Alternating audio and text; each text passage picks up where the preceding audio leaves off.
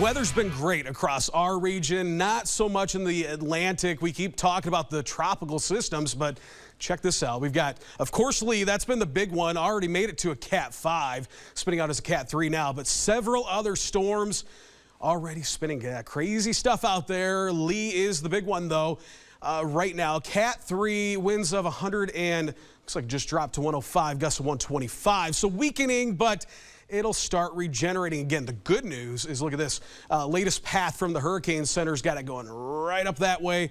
There were some questions in play if it was going to take a westerly track or do this northern jog.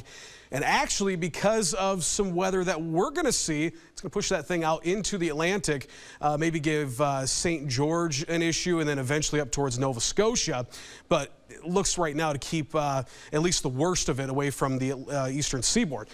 Last time we saw rain, it keeps showing this, keep adding days to it. Unfortunately, 26 days since we last saw some measurable rain. We had 1 or 2 days that we saw a trace, but we're not going to count that, right? 22 or little over 2/10ths of an inch fell back on the 14th of August.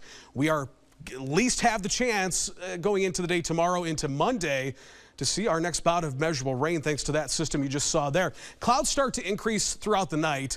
Not going to be a day where you see a ton of clouds tomorrow. It should start off pretty nice. We could see an isolated rain shower, very isolated, and I really think, even though we're picking these up, we're so dry that anything that does fall most likely will evaporate before it even hits the ground. I don't think it's going to be till right about here. This is coming in about 6 o'clock, 7 o'clock tomorrow night. That's when the better chances come in from west to east. You can see this really starts to develop just west of the river. So great area for it to develop, as that is the area that certainly we all could use the rain, but west of the river is in that severe to exceptional drought. So we'll start to develop there, then expand over the area through the night on Sunday night into Monday, and linger around with us too coming into Monday morning, 2 a.m. You can see that pushes through 5 a.m., 6 a.m. We continue off with that with pretty much areas south of I-80, continuing with some showers as you're heading off to work and school on Monday. But over the course of the afternoon on Monday, things will begin to clear out. Clouds will disintegrate and dissipate over time and start to clear out, but again, in its wake, will leave us with some good rainfall amounts. Here's what ExactTrack is picking up right now. I think on the lower end here, 2/10ths of an inch is probably going to be the low end. I think this is picking it up right. It's going high in some spots, like there in Davenport, saying over an inch. I think that's a little aggressive. I don't think we'll get that high, but 2/10ths to maybe ½ an inch, not out of the question.